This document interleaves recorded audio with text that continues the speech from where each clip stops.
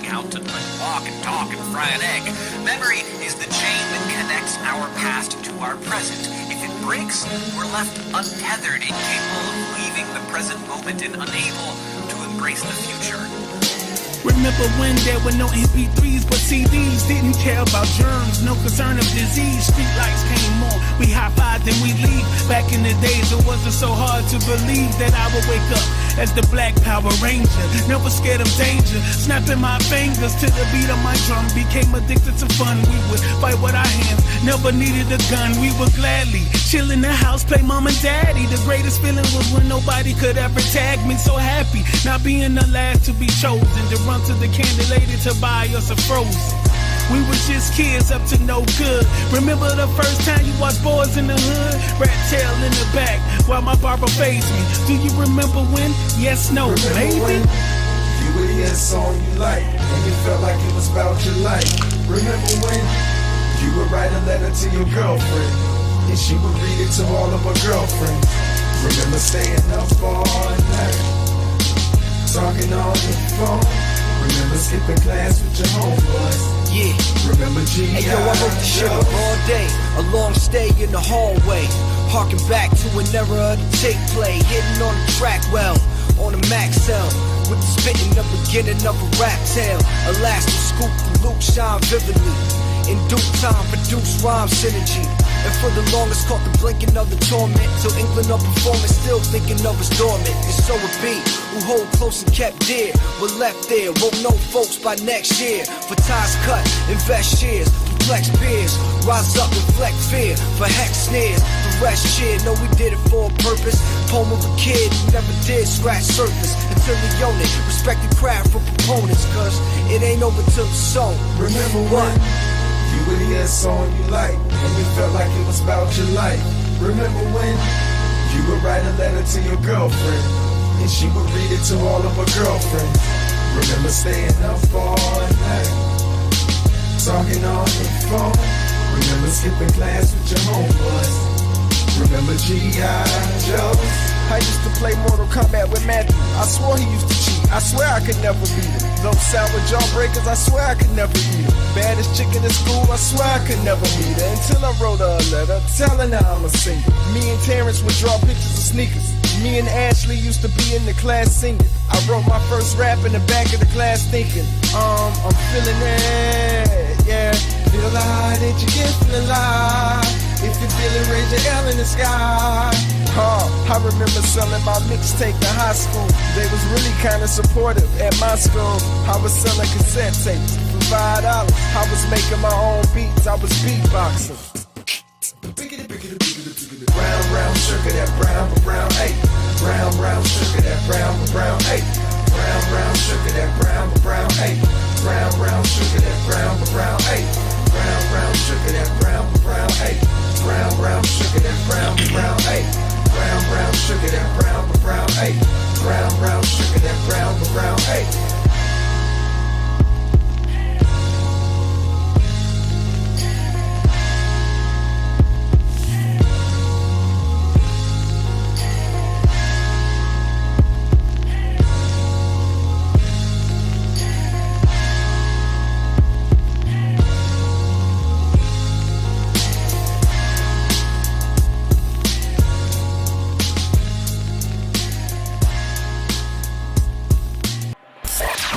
Fanfare starts in 5, 4, 3, 2, 1. This is Fanfare with Barry Cunningham. Yesterday, it was broke by the Greenlight podcast with Chris Long's Twitter account that Tom E. Curran said on NBC Sports Boston that basically the decision's already been made. Bill Belichick and the New England Patriots are going to part ways at the end of the season. That decision came after the loss to the Indianapolis Colts in beautiful Germany. Sure. Robert Kraft and the people that Tom E. Curran talked to, he didn't say it was the Krafts, but the people he talked to in the building had decided at that point they're moving on from Bill Belichick. Since that point, not a lot of great has happened other than the primetime win over the Pittsburgh Steelers. So Tom E. Curran basically reiterated the fact on NBC Sports Boston that from his understanding and from his, it was like a matter of fact that they're moving on from Bill Belichick. Yes. Ty Schmidt. Wow. That's huge news. It's huge news for Patriots fans. It's huge news for Miami Dolphins fans. It's huge NFL news. I don't know if this is actually true. I mean, they're reporting it everywhere that Bill Belichick is out. When asked himself about is he gone, is he going to be done with the New England Patriots, all he would say as an answer is, I'm getting ready for the Kansas City Chiefs. So he didn't say yes, he didn't say no. He didn't say whether or not he was out as a coach, but he was staying as a general manager. This has huge implications because if he is out, that means he will not have a chance to break Don Shula's record. So obviously you can't coach someplace and be the GM at a different team. So if he is out, he's probably going to give up or resign his general manager position of the New England Patriots and head over to wherever he's going to go next, if he's going to go someplace next. Is he going to retire, or is he going to try and find a job at some other franchise to continue to try and chase down Don Shula? It's going to be really interesting. The Patriots, I guess they feel at this point that they've done everything they could with Bill Belichick. They don't like how the franchise has gone since Tom Brady's been out of there, and it's time for some new blood. They have a huge draft pick coming up. If things continue, they have a huge draft pick. Right now, they're probably sitting at number 2 behind the Chicago Bears, who have the pick from the Carolina Panthers. So the Bears would be picking first. I understand that the Bears may be indeed looking at a quarterback. Don't know what that means for Justin Fields. So if they decide they want to go QB, then the Patriots would have the best available QB after that. That's if Chicago would take a quarterback, and the rumor was that they would take Caleb Williams. So I don't know. This is just huge news. So I'm going to continue with this 2 cuts here. One from the Pat McAfee show and another one from New England. I think it's the show with Tom Curran on it, and they're talking about Bill Belichick being out. So what I'll do is we'll just go ahead and react to what is said here. We obviously have relationships with Tommy Curran. Mm-hmm. We've seen him at his lake house. Sure. Mm-hmm. We've seen him at his house. Yep. We've seen him at bingo. Yep. We've seen him at work. We've seen him. We know Tommy Curran. Oh, yeah. Tommy Curran's been covering the Patriots a long time. Tommy Curran has connections in the New England Patriots world. I said, I don't envy your position to Robert Kraft. What Tommy Curran was basically saying is that the decision's already been made. We reached out to him to get a little clarity. Mm-hmm. What did you learn in that conversation with him? He's saying this is just what's happening, or how did he kind of reiterate the message to you?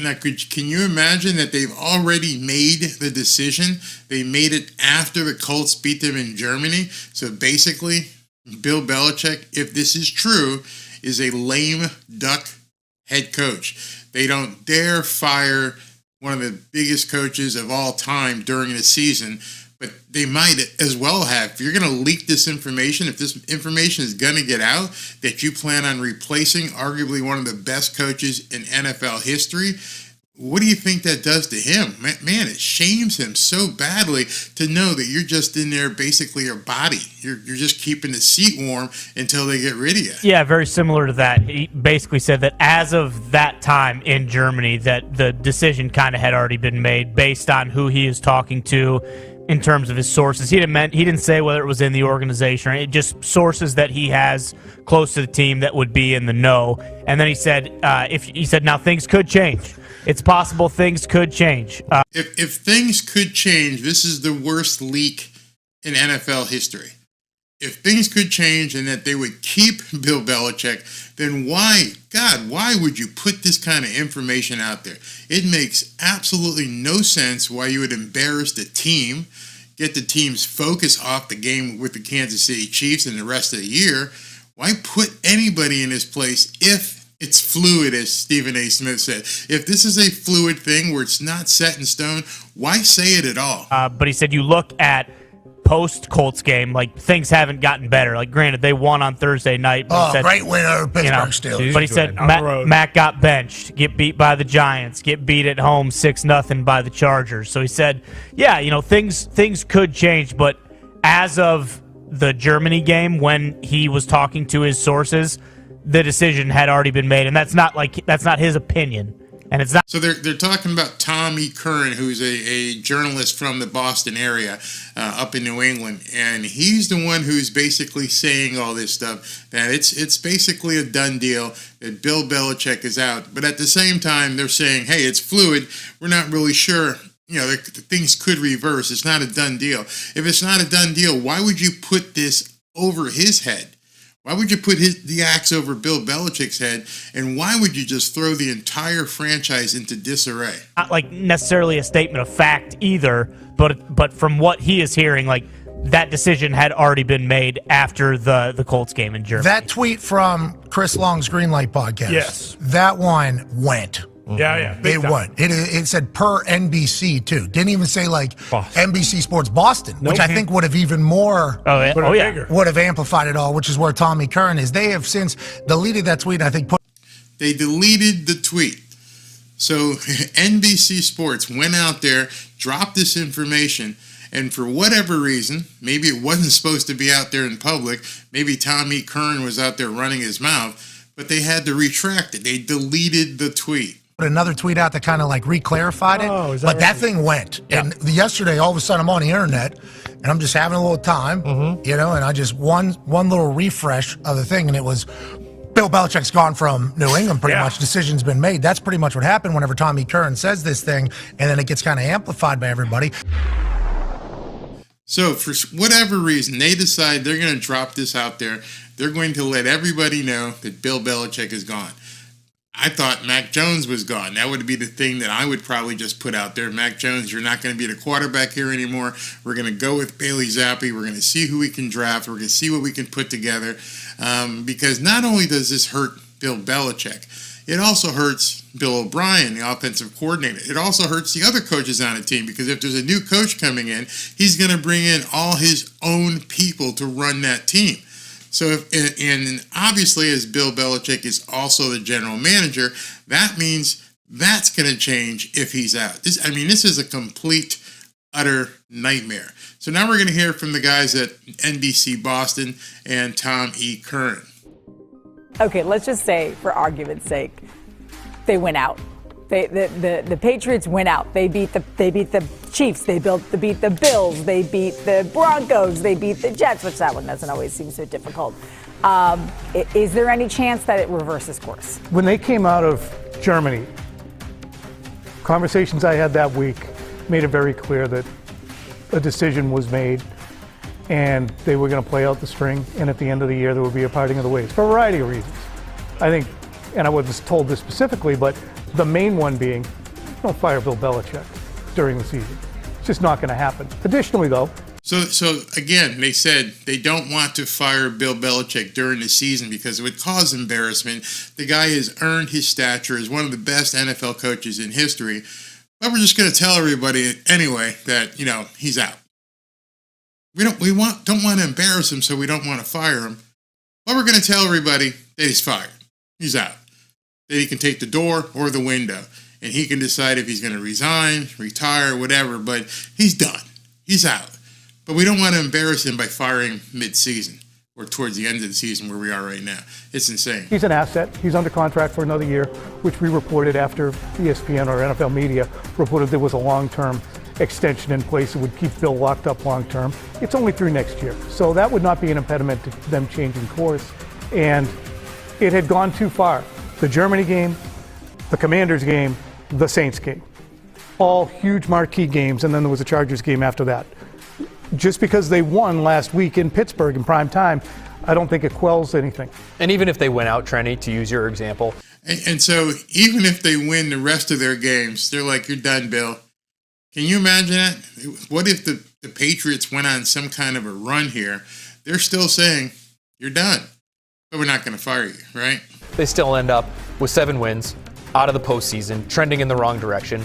And it doesn't erase all of the personnel errors that, Tom and I have been talking about for a long time here. And so I'm sure the Crafts are looking at that and also looking at this offseason and all the cap space they have and what looks like it could be a top 3 pick in the draft. And it would be fair for them to ask, is Bill Belichick the right guy to lead us through that offseason into 2024 and beyond?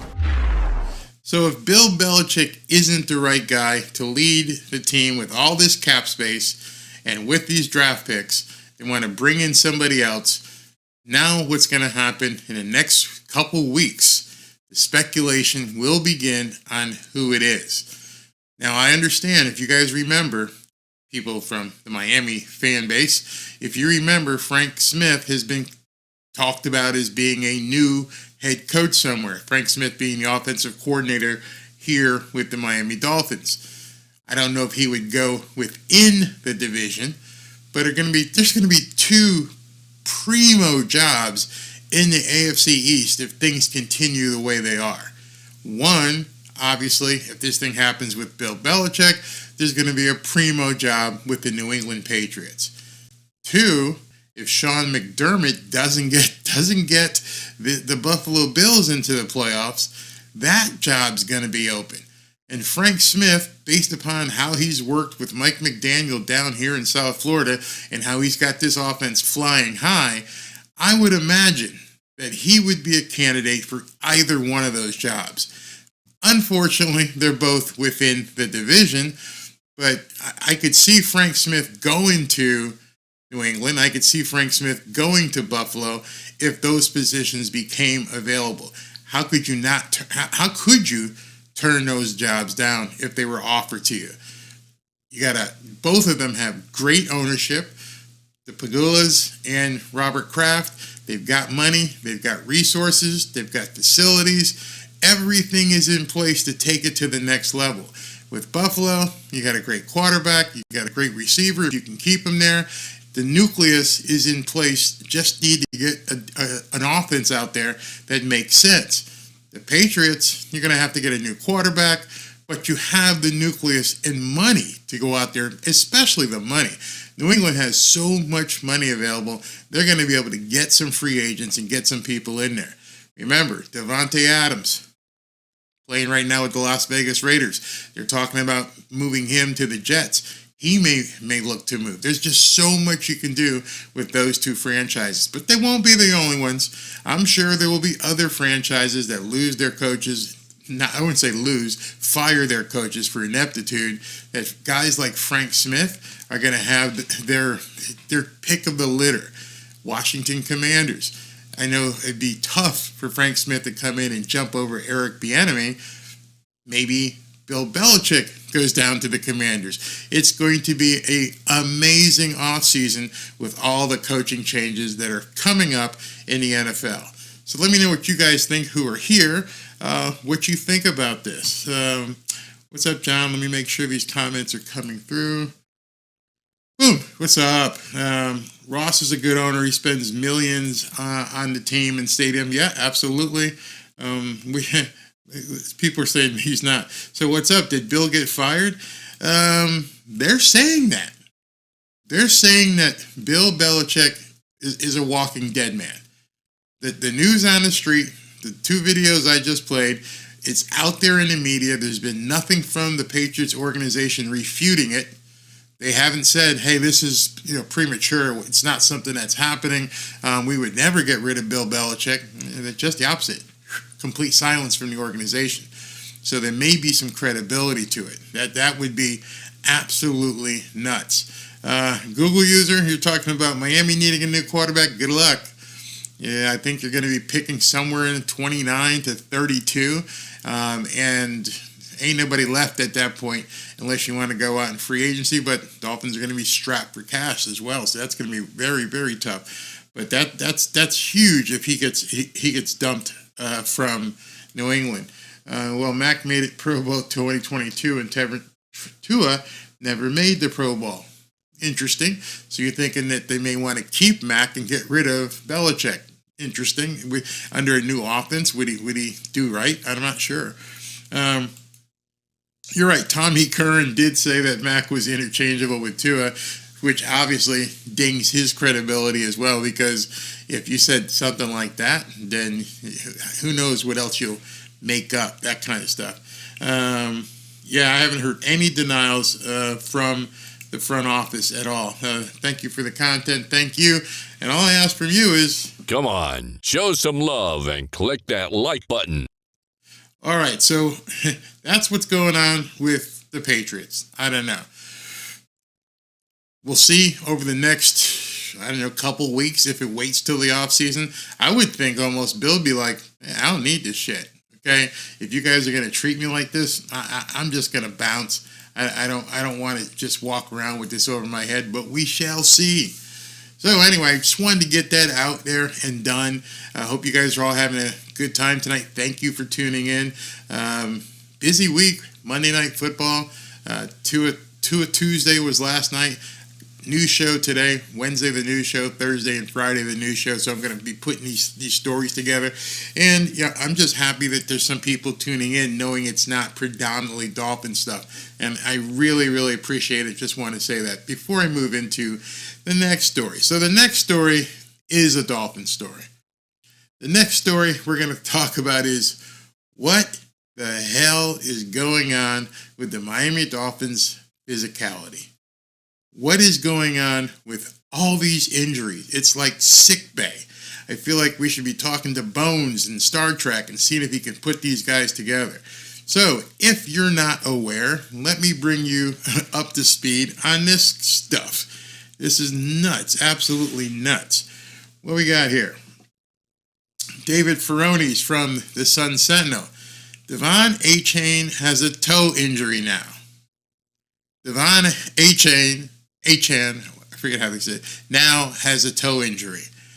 Liam Eichenberg is dealing with a calf injury. Xavier Howard, who we saw get dinged in the game, has an ailing hip. All would have been non-participants if the team practiced today, according to an estimated injury report released by the team. So I think yesterday in Tua Tuesday, I kind of brought something up about Tua saying we need to get better. And I'm like, you can't get better in the 15th week of the NFL season. You need to be there. You need to be peaking. Well, even worse. Somebody had commented, well, that's what practice is for. No, that's not what practice is for. Practice, as I mentioned, is you do your weightlifting, you let the coaches come up with the game plan, they install the game plan, you do the walkthroughs, you have a couple days of practice in a normal week. This is a short week. They played on Monday, they play again on Sunday. I don't know if you guys know, but supposedly from the press corps that cover the Miami Dolphins, there is one practice this week. Maybe two, depending on what Mike McDaniel does. But they're only looking to practice tomorrow and then maybe Friday. That's it. And then Saturday you do your walkthrough. That's it. 2 days. So you're going to have to install your game plan and focus on that game plan. And then maybe you'll have a practice on Friday. Obviously no contact. And then you're going to walk through on Saturday, and then you got to play on Sunday. Luckily, they don't have to travel. That's a blessing that they don't have to travel on a short week. But you're going to be facing a resurgent New York Jets team, and you're ailing. How ailing are we? All right, so let's look at this. Hopefully you guys can see this. Let me see if I can't move it over a little bit. That's about it. Okay. This is the injury report as of today. Ready for it? Devon Achane did not practice. Obviously, they didn't have a practice, but based upon the NFL and how you have to report, if this had been a practice day, which it should have been on a normal week, Achane would not have practiced. Teron Armstead would not have practiced. Liam Eichenberg would not have practiced. Deshaun Elliott, same thing. Tyreek Hill would not have been available for practice today. Xavier Howard, Robert Hunt, Raheem Mostert, all would have been out today. None of those players would have been able to participate in any sort of drills today. They'd have been out. That's a long laundry list of some of the top starters. Devon Achane, somewhat of a starter. Armstead, Eichenberg, Elliott, Tyreek, Xavier, Hunt, and Mostert. This team is hurting bad. I mean, really hurting. This isn't the time of year where you want these rash of injuries to happen. This is where you've hoped people have come off the injury list and are performing, and now you've got basically 4 weeks left.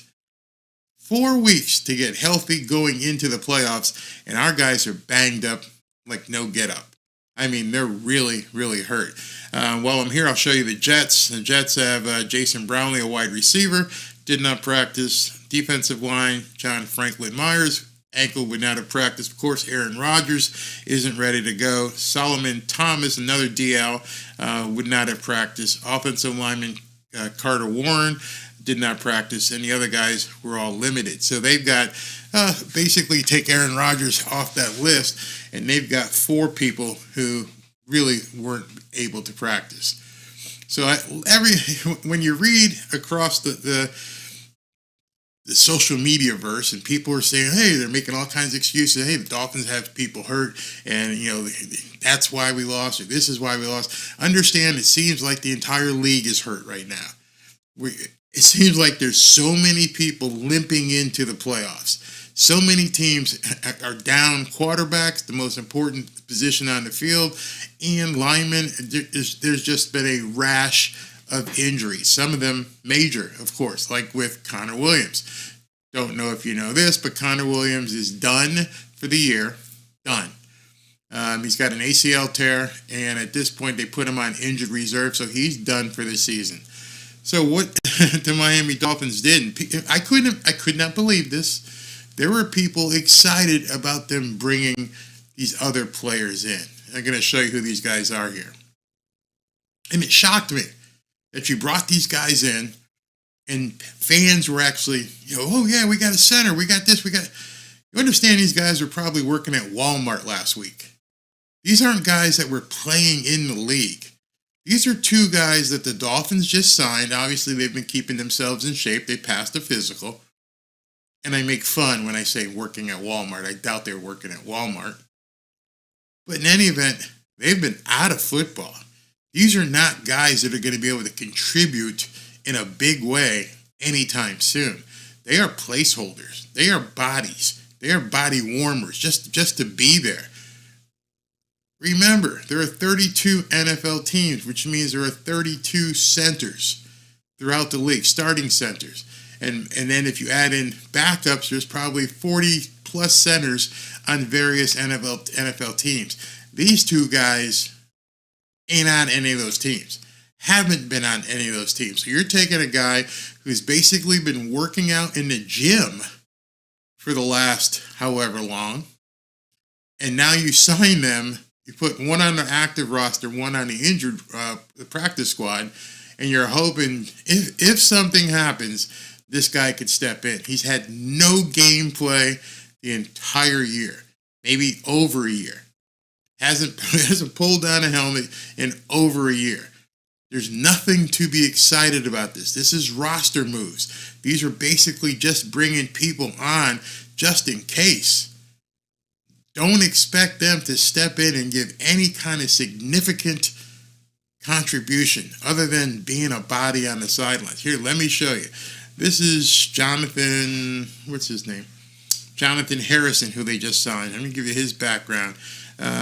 Big boy. He's 6'4". He's 6'4", 300 pounds. He went to the University of Florida. And then you can see his career history here, over here on the right. With the Colts, 2014 to 2016. With the Jets, 2017 to 2019. With the Bills, 2020. With the New York Giants in 2021. And then the Atlanta Falcons, 2022 to 2023. But he really didn't play for the Atlanta Falcons. He was, as you can see, the little asterisk here, he was just a practice squad member. So this guy has not played in over a year, a full year. It's just not, he's got some history. He has started 42 times in the NFL. He's played in 85 games. But, as you go through here and look here, you can see when he was signed. He was signed on June 16th, 2022 by the Atlanta Falcons. He was released on August 30, 2022. He was re-signed to the practice squad November 8th. He signed a reserve future contract on January 9th, 2023, and in August of 2023, he was released by the Falcons. So he wasn't even good enough to stay on the practice squad. I'm not sure a lot of people will give you this kind of information because I've seen what's been going on Twitter/X today, and I'm like, you people are nuts, man. I mean, anything attached to a Dolphins name, they're like, yeah, okay, we got two guys. Might as well go ahead and sign me or you. You haven't played. This guy has not played on the field in over a year. It's a body. Hopefully he can get in game shape relatively quickly. Hopefully if the Dolphins blow out the Jets, you can get him on the field, get some game reps in. But if the Dolphins are only practicing once this week, if it ends up that they're only practicing once, this guy's getting no reps. Nothing. So he's not going to be really available to do much if he's even active when they do the game. So understand that. The next guy, they've already put him on practice squad, so he's not even going to be active, and that's Matt Skura. Matt Skura, again, he's 6'3", 313 pounds, big boy. He's 30. The other guy was 32. He played for the Ravens, the Dolphins in 2021, only as a practice squad member. The Giants in 2021, the Rams in 2022. And when you look at his history here, and the Rams, he was signed on September 21st, 2022. Okay, that's a year plus ago. He signed with the practice squad. He was promoted to the active roster on October 11th, 2022, and then was basically let go after that. So both these guys that they signed today, one to the practice squad, one to the active roster, haven't played in over a year. That's kind of scary when you think about that. That's really scary to me that we're having to, as a team, reach into the discount bin and just find warm, big bodies.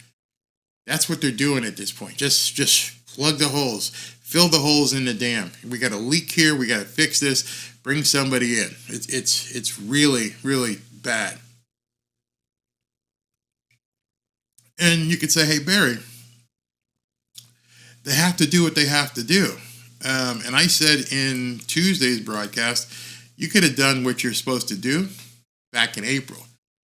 But back in April, you said this. You know, I think you guys are probably more worried than we are. He laughed at us. You're probably more worried about this than we are. Many of us said, hey, man, what are you going to do about this offensive line? You got Tehran, big toe, knee, whatever, Armstead over there, who's hurt, basically made of glass all season long. You got these other guys there, and you're rotating people in and out. You have to, as a GM, understand this may happen, but you didn't go out and spend any money on bringing in a capable one or two different backups. And when people like me and other people started saying, dude, you got to do something about the offensive line, all you could do is say, you know, I think you guys are probably more worried than we are. That he's worried now. I bet you anything, Chris Greer is worried right now. That cavalier attitude of, hey, you're worried more than I am. Guess what? Your job's in jeopardy, bro. These guys don't pan out, and they can't protect Tua, and they can't get the job done, or they all stay hurt. Stephen Ross might come calling to you and going, dude, everybody said they saw this back in April. How did you not go get anybody? You know I would have paid somebody. How did you not sign Mike McGlinchey? How did you not sign all these different guys that were available and just overlooked them and went with scrubs, basically? Often injured scrubs. That's what we got. Love to hear what you guys have to say about this, because this is to me nuts. CCR, what are you saying? That's false. So what's up with Bill get fired? That's a different one. Where's his thing? Okay. Why is it not showing up? Maybe he's bounced here. Okay, let me see if this one shows up. Okay. What you can say if Tua carries on his projections is greatness. Okay. Yeah, B, exactly. We all saw it happening, and he didn't do anything about it. Was he Kuwata Kai? Man, I hope Chris Brooks and Claypool play more. Yeah, absolutely. I mean, you're gonna see this weekend. I'll do my video tomorrow on whether or not the Jets are going to be proficient enough to actually beat the Miami Dolphins. Unlikely, but it was unlikely that the Titans were as well. They have a couple big tight ends, and the Dolphins don't do well with tight ends, so we can see what's going to happen there. Let's see here. CBA has softened practice and conditioning, Tom says. Absolutely. I mean, we used to hit all the time. Now you don't hit. You barely, you're walking through the week, and then you got to go full speed on Sunday, and it doesn't bode well. It just doesn't bode well.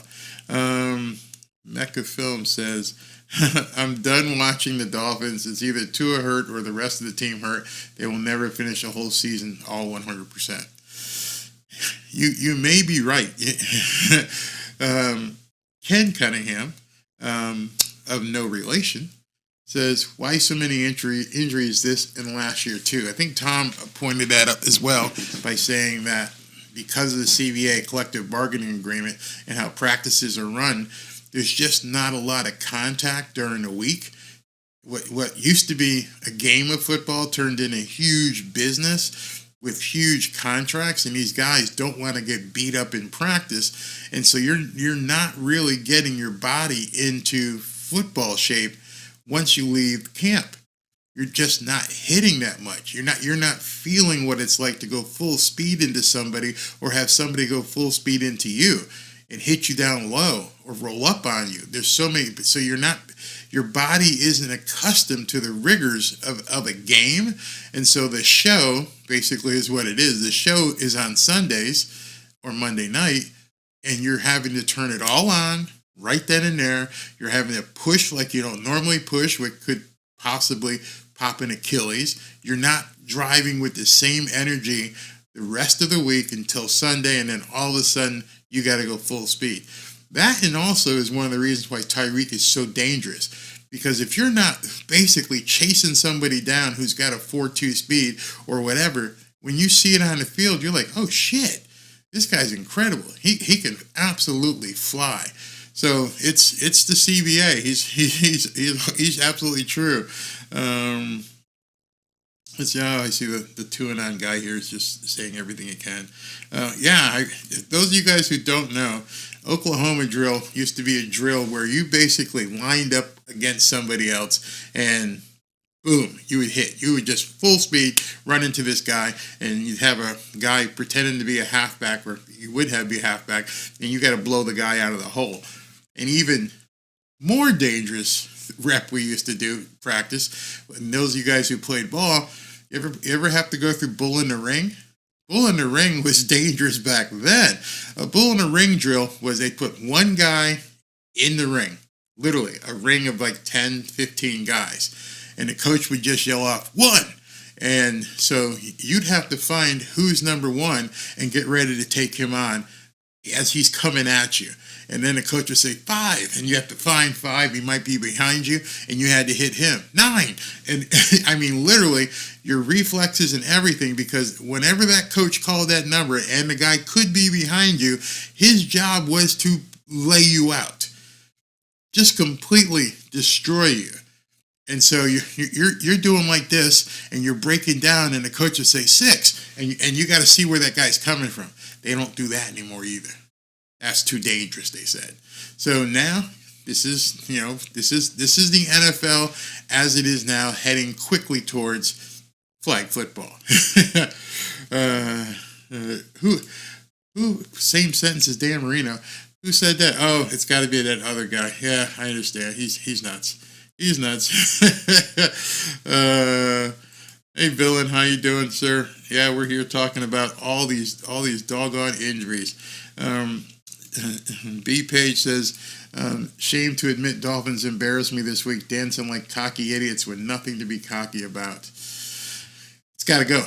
I mean, found out today that they had a players-only meeting, and then it got basically poo-pooed by the organization. They didn't want it out there that there was a so-called players-only meeting. And so they actually went to Pat McAfee and said, hey, tell everybody it didn't happen. We didn't have a players-only meeting. That's how, if you hear them say we're having a players-only meeting, that means shit's hitting the fan. As soon as I heard it and I didn't want to say anything, I'm like, oh, shit's hitting the fan big time. So the team immediately, they never addressed rumors like that. Basically, they went out there and specifically embarrassed Omar Kelly, and they said it on the Pat McAfee show that it's false. That's how quick they needed to stamp out that rumor that there was a players-only meeting. So take it for what you will. If there was, if there wasn't, was it not supposed to get out? Was it like the Bill Belichick thing? Hey, we're meeting, but don't tell anybody, but somehow it got out and they had to stop the thought. I mean, when Pat McAfee read it, he's like, whew, good thing. Everybody knows what a players-only meeting means. It means bitch session. It means kangaroo court. It means just screaming at people that you think aren't doing what they're supposed to be doing. You don't have players-only meeting to congratulate guys or to come up with the next dance step after you score a touchdown. I said that. I put it in my last video. You guys can see it. It's live right now. Where at this point, people in the media are questioning the toughness of the Miami Dolphins. I know a lot of you guys in here, or people in here, are men, and you know the worst thing anyone can do is question your virility, your toughness, your essence. And if people in the media are now saying, this team just isn't tough, and you're out there doing dances and doing rowboats and, doing the whole roller coaster thing. I mean, the first time I saw it, and I went, you got to be shitting me. You have to be shitting me. Are they really doing choreographed dance moves after a touchdown and you haven't won anything yet? Maybe if you win a playoff game, but you did one at the Titans game, that whole wheelbarrow thing. You did that and then got your ass beat. I mean, how stupid do you look now that everyone out there is seeing these wheelbarrow dance, whatever you did, and then you went and got your ass smacked. Then you went out there and have Jalen Ramsey bent over like a folding table as Will Levis delivered a blow to him. Not cool. Go ahead and watch that video. I'm sorry.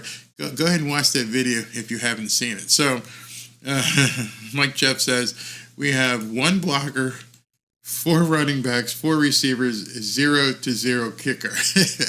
Jason Sanders. Dance moves.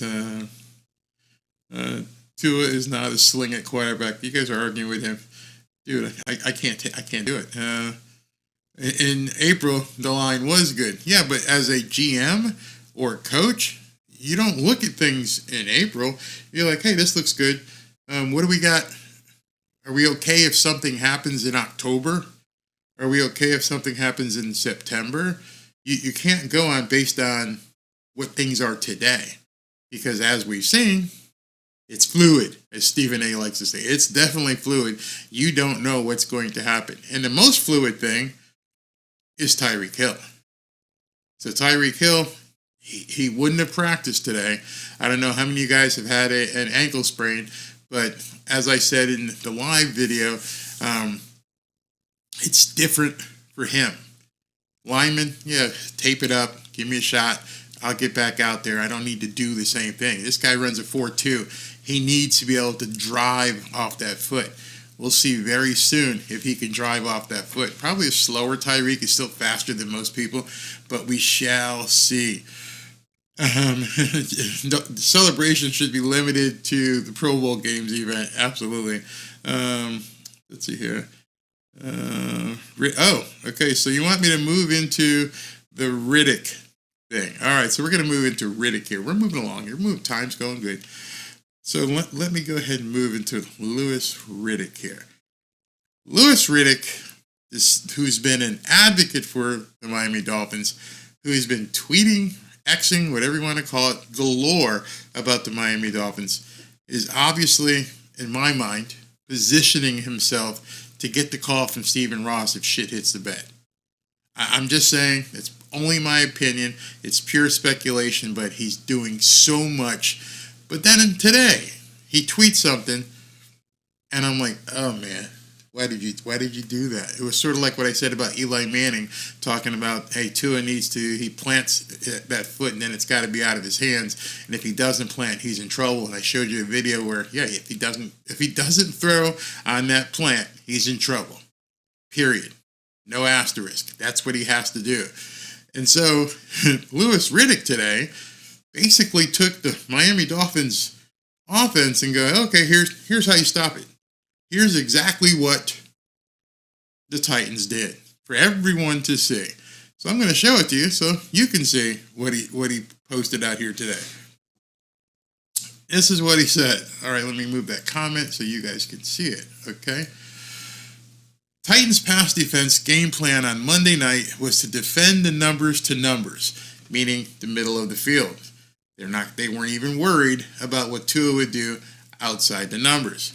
Try to make the ball go outside, force it outside, change the picture post-snap, disguise what they were doing. That's pretty obvious that they did that. And it resulted in the third lowest net pass yards for the Miami offense this season. Well, obviously, that's probably because Tyreek Hill wasn't on the field. Safety play was very, very well coordinated. Excellent overall plan by Mike Vrabel and DC Shane Bowen. So what they decided they were going to do is basically take away the middle, guard over the top, and make Tua throw outside the numbers on either side of the field. Now he had that one long pass to Tyreek outside the numbers to the right-hand side of the field, and that was it. That was the only long pass outside the numbers deep. There was basically nothing in the middle. I mean, I think there was one where Jalen Waddle came across the middle and he got his bell rung. But that's what they wanted to do. So, if Louis just told everybody what they were doing, and I'm sure Mike Vrabel didn't do anything more than look and see what the Eagles did. And he also probably looked at what the Chiefs did. And he probably looked at what the Buffalo Bills did. The scary part about this, and this is what's really scary, he was able to do it with subpar personnel. He doesn't have the team, he doesn't have the defensive backfield that the Chiefs, the Eagles, and the Bills have. He has a step lower, and he was still able to shut it down. He didn't have his top defensive lineman, McKinnon, to rush, and they still got through there. Everyone said, oh, the Dolphins' offensive line was decimated. So was the defensive line of the Titans. Their best guy wasn't even there. So he was able to do this to the offense, albeit asterisk, without Tyreek on the field. What do you think the Jets, the Cowboys, the Ravens, and the Bills are going to do? That's why I'm saying basically sound the alarm. I mean, it's out there. It's completely out there. And guys were starting to try and argue with Riddick. And he's like, it isn't noise. It's fact that they had a great plan. Doesn't mean they would have won if Miami was at full strength. Titans were missing Simmons and Fulton too, but the plan was excellent. That's the point. So he had fans out there going, well, yeah, but Tyreek was hurt, and this guy was hurt, and that guy was hurt. Well, theirs was hurt too. It's the plan that worked. So I'm not sure why Louis Riddick would basically go out there and show everybody what worked, except for the fact there's probably only one reason why. I'm going to do my best Joe Biden right now, because everybody already knows. Think about that. He didn't have no expose there. He wasn't telling you anything that the rest of the league already doesn't know.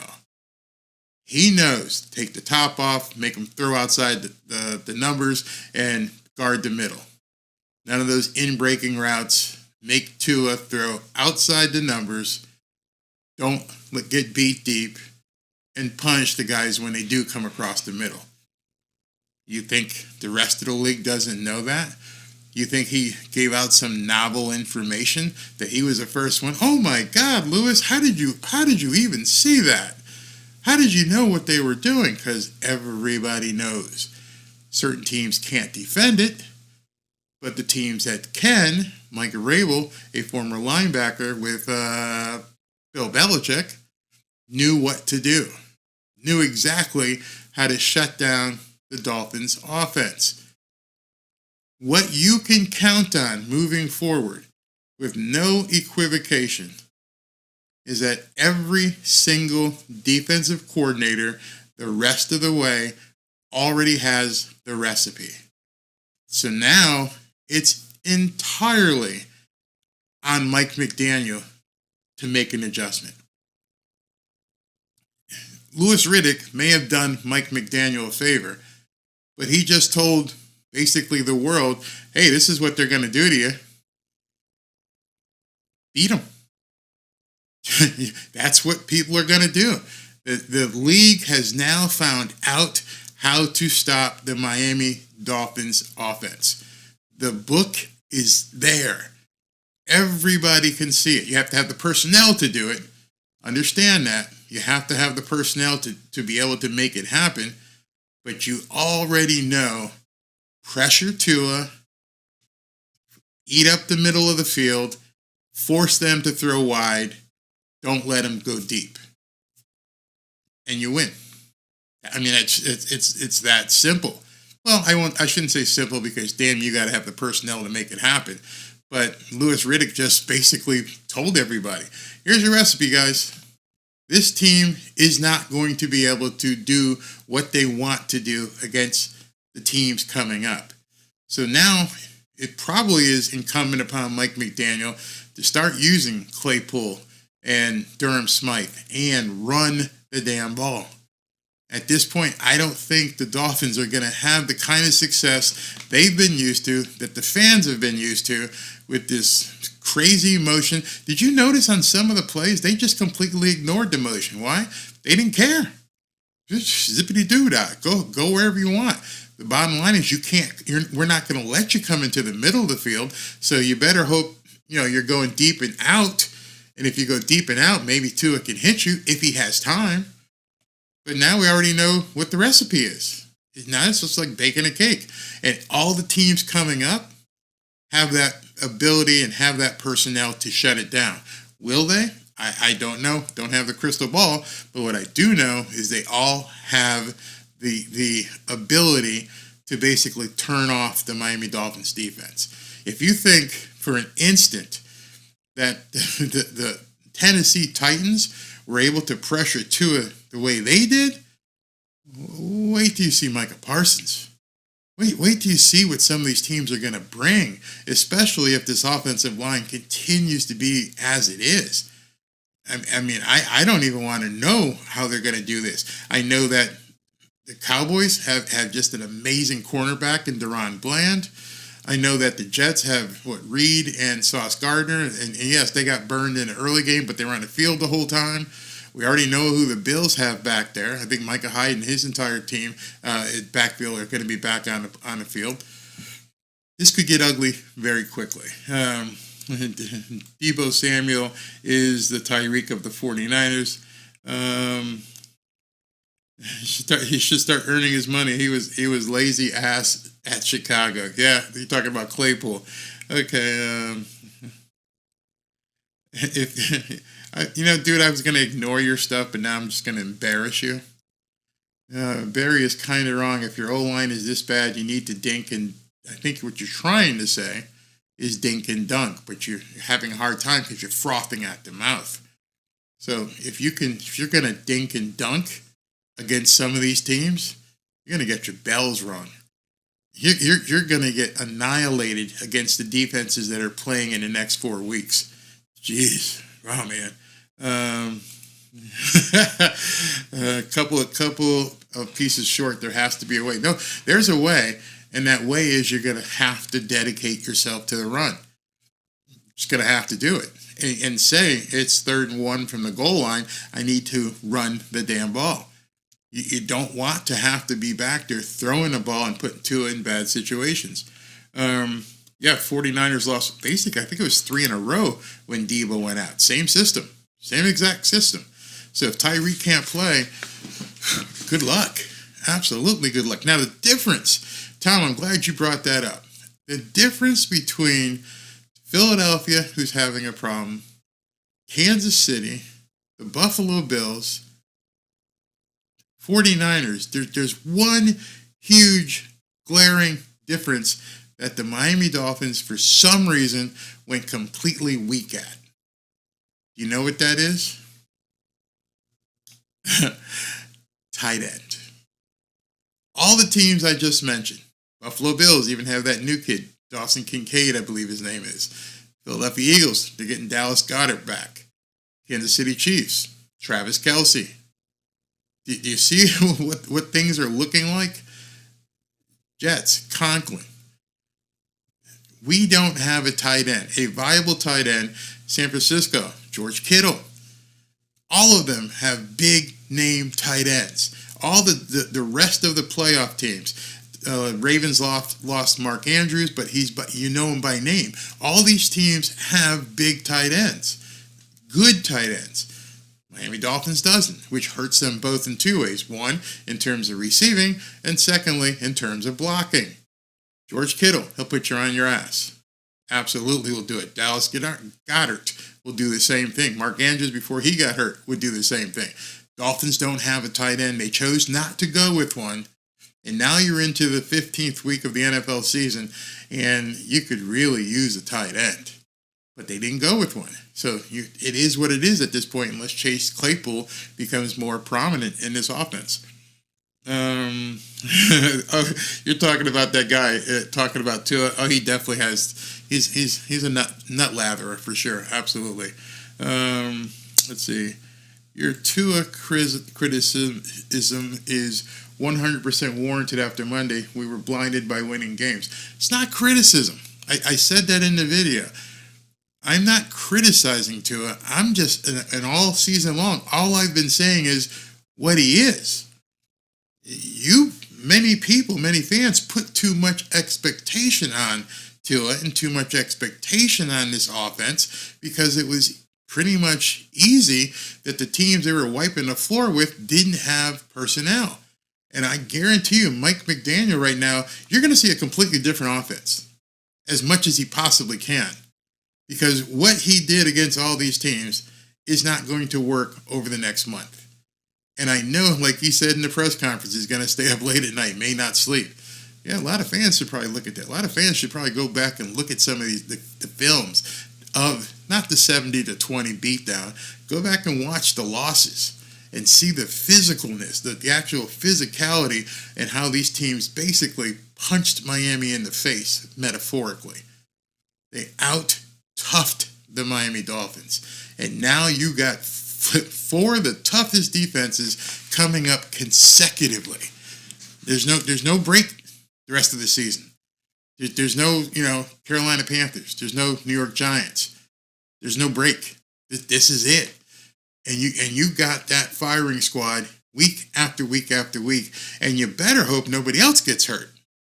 Because what are you going to do? So you have to know at this point, things are ratcheting up very quickly, and you're going to see a lot of fans go, oh, shit, I can't believe what I'm seeing.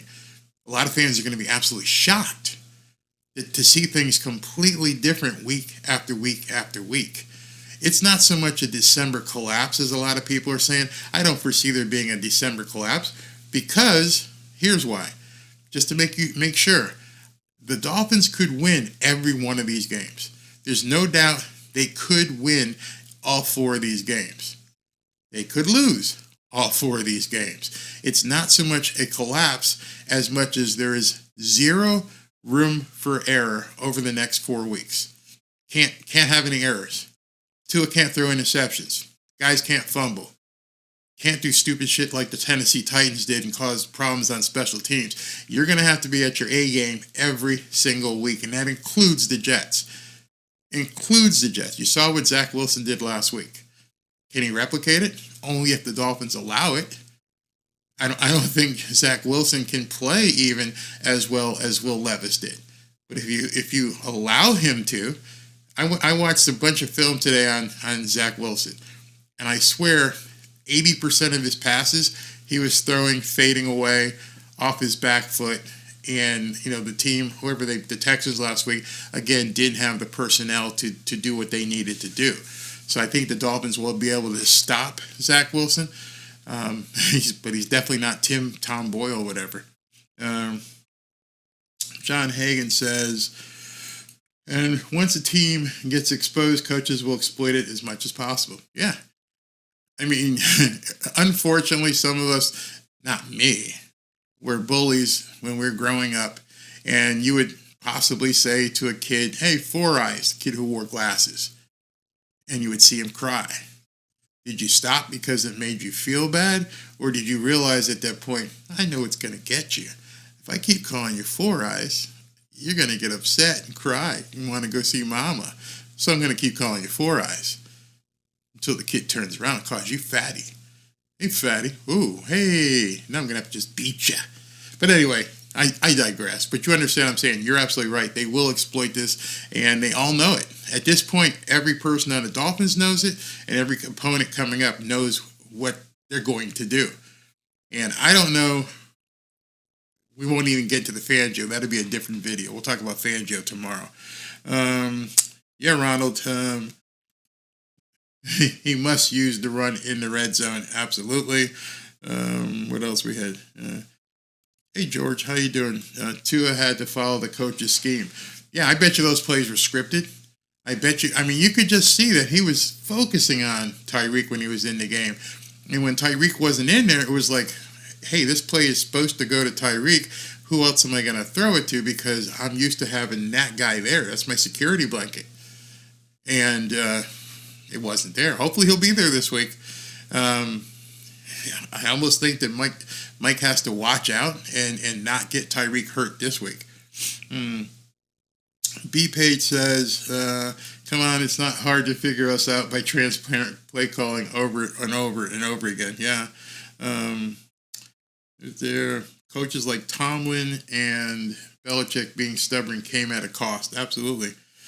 Everyone saw it. Everyone saw it except a bunch of fans. Everybody who wanted to look at it objectively could see just something was in disarray. And that thing that was in disarray was Tyreek wasn't on the field. And with Tyreek not on the field, Tua looked absolutely lost. I mean, don't think everybody didn't see that. You take Tyreek away, either by defense or by injury. I'm not saying there's a bounty or anything. I'm saying, but if he gets hurt, you can bet your ass next 4 weeks, expect some pounding.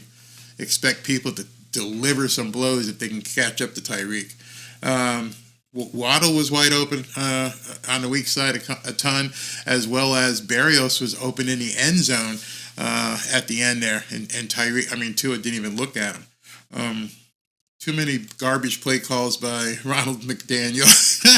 Ronald McDaniel. And you have to wonder, all right, let's ask about that. If this guy is the coach that everybody says he is, why did he make those calls? He had to see as well. Frank Smith is up in the booth. They both had to be communicating in their headset and saying, this ain't working. We got to do something. All right, let's go into halftime and adjust. And they didn't adjust. Why? Of course, the reporters don't ask and say, hey, man, why didn't you do something different when you came out at halftime? It wasn't working. Why did you continue doing the same thing over and over, expecting a different result? Because we all know the definition of what that is. It's absolute insanity. It was almost like he was trying to will it to happen instead of saying, this ain't working. It's not going to work. And just think about if they didn't make those two fumbles, what this game would have been like.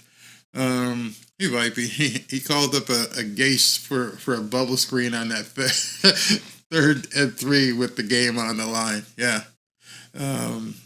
Prevent defense on a rookie quarterback. That's the Fangio thing. We'll talk about that this week as well. Where's this question? I just saw something. Who has a better shot of saving their career, Malik Willis or Kenny Pickett? I got to believe Kenny because Mike Tomlin kind of likes the guy. Tom says Willis because he's mobile. Got to have a mobile quarterback. That's another thing. Outside of the Jets with Zach Wilson, who is somewhat mobile. The rest of the three, talk about the pressure they're going to put on a defense. Dak, he'll run. Obviously, Lamar Jackson will run, and we know what Josh Allen can do. I'm thinking that Riddick is basically trying to be the new GM. If things don't go well, they were running the ball effective, so why not run the ball? I don't know, especially since Mike McDaniel's history is he's a run game coordinator, but he chose not to. Doesn't make any sense. Claypool is a big target. Yes, he is. I remember him from Notre Dame. Mike must give him a chance. Absolutely. So I'm kind of late, so I won't get into my next story because it's about Deion Sanders, and so I'll just do a video on that tomorrow. I'll just keep everything lined up. But I think you guys get the picture moving forward. Biggest takeaway from today all day was this insane, absolutely insane injury report. Devon Achane, I kiddingly said, was he related to Teron Armstead? Toe injury now for the Dolphins. Liam Eichenberg dealing with a calf injury. Xavier Howard hurt. And it's funny, somebody commented here, I don't know if you can see it, and it says, is it time to have that conversation about Achane? I don't know. He's a small, diminutive guy. He's fast as hell, but I guess it's at this point, if you ding him, you can break him. So not sure what to do about that, how the Dolphins are going to get around it, but it's going to be an interesting 4 weeks starting this Sunday. By the way, guys, if you're looking to join us on Sunday, I go live at 12:45. Would love to have you. And then again, tomorrow at 7 o'clock, I may keep the Deion story tomorrow. Let's see what kind of news breaks. But Bill Belichick, he's out. That's the lead story today. Bill Belichick is supposedly on his way out. Thank you all for attending. It makes my day. Do me a favor and just come on, show some love and click that like button. Yeah, give me the like button on your way out. Those of you who are here and those of you that come afterwards, go ahead and click that button. Thank you for tuning in on a Wednesday night. Gonna go watch some Survivor and have dinner. Survivor, an amazing race. Talk to you guys tomorrow.